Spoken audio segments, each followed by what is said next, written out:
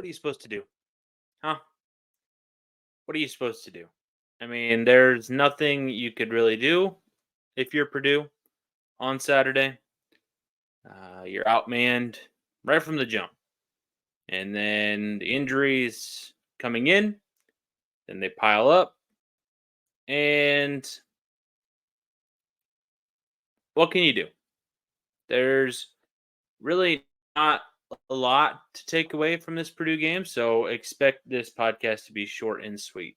Unless, as I'm one to do, to just kind of ramble on, as I feel like I've done in a couple of podcasts here recently. So try to keep this to a tight 20. Yeah, tight 20. Not really a tight 5. Don't have a tight 5. Not really a stand-up comedian that has that in my arsenal. But I think this game showed a lot of areas of where Purdue needs to go into the future to even compete. Because if you look at the difference between the game that was referenced, multiple times throughout the broadcast, multiple times in the pregame shows of the game in 2018, and what it meant for Purdue, and yes, that was an emotional game. It had a lot in there, but there was just no. I felt like there was no juice in this game, and it's really hard to have some of that juice coming in when you're coming off of a bad loss, you're banged up, and you just get kicked right in the teeth right from the start. That's how it went for Purdue. So we'll address some of the concerns and tell you where Purdue can go forward after losing to Ohio State 41-7. This is the Behind the Rails of Purdue Football podcast. I'm your host, Brice Vance, presented by BetOnline. BetOnline is the presenting sponsor of Behind the Rails. Football is back, and BetOnline is your number one information source for all your sports wagering info with all the up-to-date stats, news, scores, matchup, breakdowns, all that. Get the latest game odds, spreads, totals from the NFL. Purdue and Ohio State did not hit the over unless you got it in late somewhere else. But for BetOnline, you did not get the over today. Just shy. The NFL and college football right at your fingertips with BetOnline's real-time updates on stats, news, and odds from week 1 all the way to the college football playoff and the Super Bowl. BetOnline gives you access to the best football promotions and contests anywhere available online. Head to the website today or use your mobile device to get in on the action. And remember our promo code BELIEVE, BLEAV, to receive your 50% welcome bonus on your first deposit. BetOnline, where the game starts. Where I want to start is by highlighting some pretty bullet point stats here that kind of encapsulate that game just a little bit. Purdue outgained by Ohio State 486 to 257, as you can see on the bottom scroll there. If you're watching on YouTube, make sure you are subscribed, podcast or YouTube, to get that notification on when our next podcast will be up. Even though we're headed into a bye week now, there is no bye week here on the podcast. We don't take time off. Ever since we started this podcast, we've been delivering every single week, 2 episodes a week, and plan to do the same next week. We'll still have a Thursday pod and maybe a Sunday pod. We'll try to do something different this week for you guys that are loyal listeners to the podcast. On third down, Purdue was 3 of 17, and that's kind of where we've talked about this Purdue team struggling on both sides, whether it's getting off the field on defense or extending drives offensively. And Purdue could not do either. They got Ohio State in third downs quite a bit early, and big long pass to Marvin Harrison Jr. that they ended up scoring on the first drive. Feels like they had him in like 3rd and 7 and longer, at least a handful of times today. But I think Ohio State ended up only punting 2 or 3 times, twice. It might be a third. I might have missed another one. I'll be honest with you, it was hard to pay attention to that game in the second half. But watched it all the way through. It was It was brutal. You got to see some younger guys coming in. Benedict Meredith coming in at QB. Jerron Tibbs comes in, makes a catch. So you got to see some younger guys, and as we've seen kind of throughout this whole year, especially on the offensive side, the rotation of wide receivers, it's getting longer. We didn't see no Yassine today, and felt like he could have used him. Such a reliable target. Feels like he's open, good possession receiver type guy. Felt like he could have used something like that today, and just wasn't there. Wasn't there.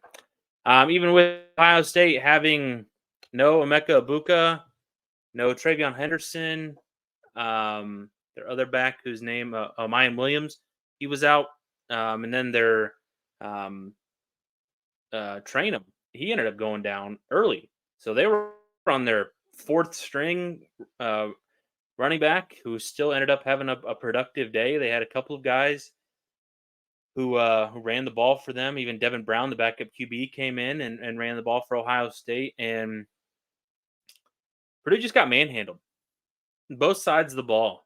I think this was the most this defense has been pushed around all year. And it's been an offense for Ohio State that I told you they were kind of getting more confident with Kyle McCord.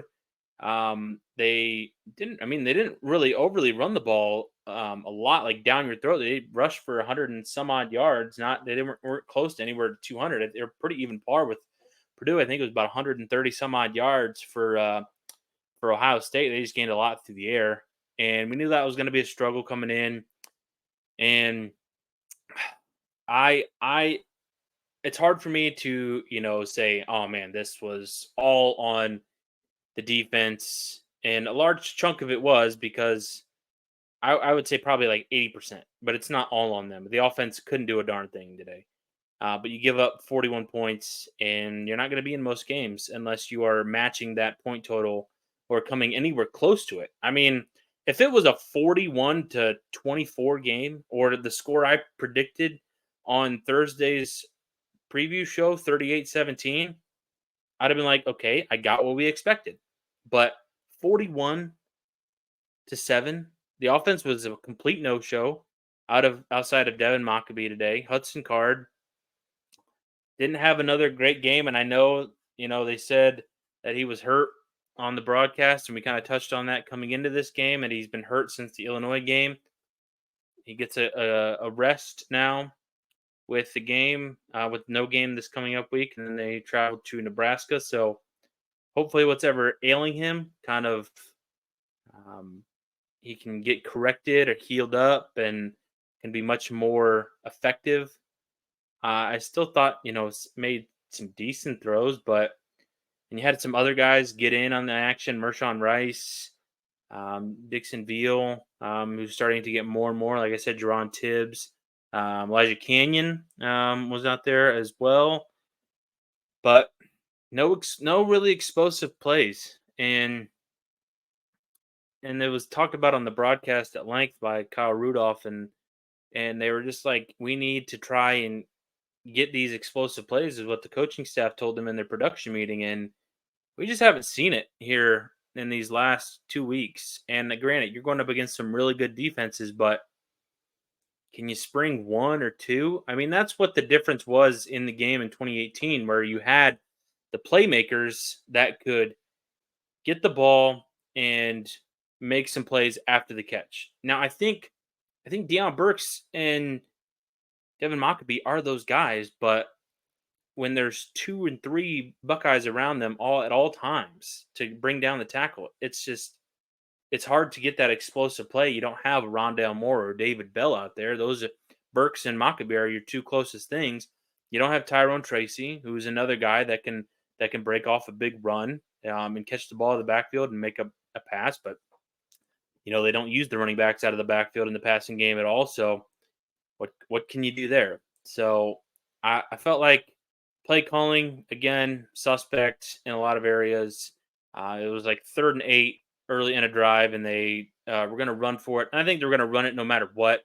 But the play really got them nothing. On the 4th down, they were bailed out by pass interference. But then on 3rd and 4 again, Later in that drive, run the ball, settle for a field goal, missed field goal. It was not a good day for Julio Macias whatsoever. Really struggled. You could just kind of even tell on that last kick that he was just hoping that it would go in. I mean, it didn't feel like he had a whole lot of confidence from special teams today, even punting wise hasn't been great all year either. From Ansel, I don't know what you do there. You need to figure something out because you're not winning the field position battle. I think they're one of the worst teams in college football with the field position and where they start their drives. And they got a couple of good drives started near midfield. Didn't do anything with them, but you're beat up along the offensive line as well. We knew Bo was gonna miss the rest of the season, so he was out. Luke Griffin came in. He ended up leaving the game with Jalen Grant coming back into the game, and then towards the end of the game, Musa goes down and I think walked off on his own power, but limped pretty bad off the field. Just the bye, thank goodness, is this upcoming week because it gives you a chance to get healthy. But defensively, couldn't really stop anything. Purdue just allowed Ohio State to do whatever they wanted. I mean, it was a pick your own score kind of day for Ohio State. They really could have done anything. They ran up the score early, put this game kind of on ice with the connection to Marvin Harrison Jr. And a couple of catches to Julian Fleming and Cade Stover kind of put the icing on the cake for this game. And there's just really nobody that can stay with Marvin Harrison. And you hope that's the thing that gets kind of fixed with this um, Purdue secondary going forward, especially under Ryan Walters, who is known for his eye for talent in the secondary. But it was just not a good day. Not a good day for the secondary, giving up almost 400 yards through the air. And Kyle McCord probably had one of his better games. Full complete games. He's had, the game-winning drive against Notre Dame. He's had a good second half against Maryland. He's had these moments, but it felt like he finally put a full game together, even without his top two running backs and one of his top wide receivers in Ibuka. So Marcavius Brown got beat a couple of times. Derek Rogers got beat. There's really not a whole lot of positive that I can take from this defense. A couple of guys got banged up on the defensive side, and you're playing your seventh game in a row, and to finally get your bye week, like I said, maybe you wish you had it a week or two earlier because of all the injuries that are starting to pile up here. Hopefully, you can get this game this week to heal up and go into Nebraska and give yourself a fighting chance because that's a winnable game. Nebraska's not beating the doors off of anybody. Again, another solid defense, but an offense that just leaves a lot to be desired. And that's kind of how it is with Purdue right now. They get the running attack going with Maccabee, has his 100-yard game today, but there's no passing attack to complement it. And felt like there was some drops out there too. And I think we had Big Time Boiler last week comment on the show that a lot of it had to do on the wide receivers last week. They were dropping balls, and there's a lot of some of those catches out there today. I mean, some of the passes were more difficult, tighter windows than maybe last week, but still feel like there was a lot out there. Hudson Card wasn't very efficient today. I don't know. I don't know if it's the injury or what, but it's something needs to change offensively, and we'll try to take a deeper dive into these first 7 games and kind of give you a mid-season checkup here on the next pod coming up. And I just think that this is a offense that really hasn't found its identity yet, and we're 7 games in, and I don't know what they want to be. They think they want to be an air raid, but haven't seen any signs of it. I mean, I think of air raid, and I don't know if you have the receivers to do it. I don't know if you have the speed at receiver to do it to be a high flying offense. I mean, your speediest receiver is Burks, and still a lot of the times he's getting double covered or he's getting covered by the best corner, or sometimes Hudson Card locks in on him. So there's just not a lot of wide open space, especially here recently. And I keep bringing it up, but the defenses are getting better. They're better than the first, handful of opponents that they've faced. I mean, two of the best defenses that they're going to face all year were the last 2 weeks, and they've scored 21 points. I I would expect this result here in about 3 weeks with Michigan on the road at Michigan. Now, yes, they were in a close game with IU today for a quarter and almost two full quarters, but then Michigan did exactly what Ohio State did today, and just slowly put that game away. And by the time the fourth quarter rolled around, it was 5 touchdown lead. So I I wrote a whole bunch of notes during the game, but I think I've gotten to most of them. There's just really not a whole lot to say. Not a whole lot to say. It was just a rough day that you hope to forget and get a week off. And man, just another tough one to watch. And I'm not going anywhere, folks. So don't worry if I'm gonna give up on doing this podcast. I'm not. I'm still finding things to enjoy about this team. Like I said, I thought the performance from Maccabi today was something that was encouraged, something I've been waiting for. And if you can get Tyrone Tracy in there, then you have an even better 1-2 combo. If this team was fully healthy, they're definitely competing at a much better clip than what they did today. But it was ugly to watch. Special teams were not fun to watch, just because by the time the second and third field goals came around, you're just like, man, I don't think it's in the cards today.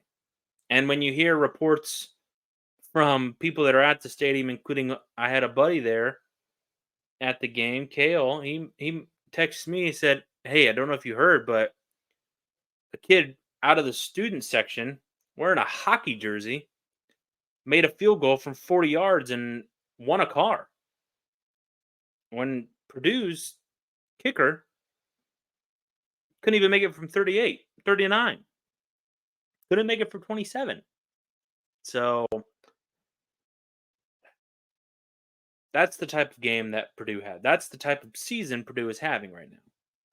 And hopefully it gets better. But only only time will tell. And we got a lot of time on our hands this next week. So until then, I have been your host, Brice Vance. Thank you so much for tuning in to another Behind the Rails of Purdue football podcast. A lot shorter here than the last few podcasts, probably our shortest one all year, just because of not a lot of positive things to say. Hopefully, I try to find some diamonds in the rough, some positive things to say on our midseason check-in point on our next pod next week. And we'll do that. We'll try to get a guest on to try to get a little bit more perspective on this Purdue team, where they've been and where they're going under Ryan Walters. So until then, guys, make sure you are subscribed. Make sure you are following the show. You can follow me on social media as well. Links are down below on the scroll there. So if you want to follow or DM me, email the show, comment on the video as well, just make sure you're subscribed and follow the show. So this has been another edition of the Behind the Rails of Purdue football, presented by Bet Online. Thank you guys so much for tuning in, and I'll see you on Thursday.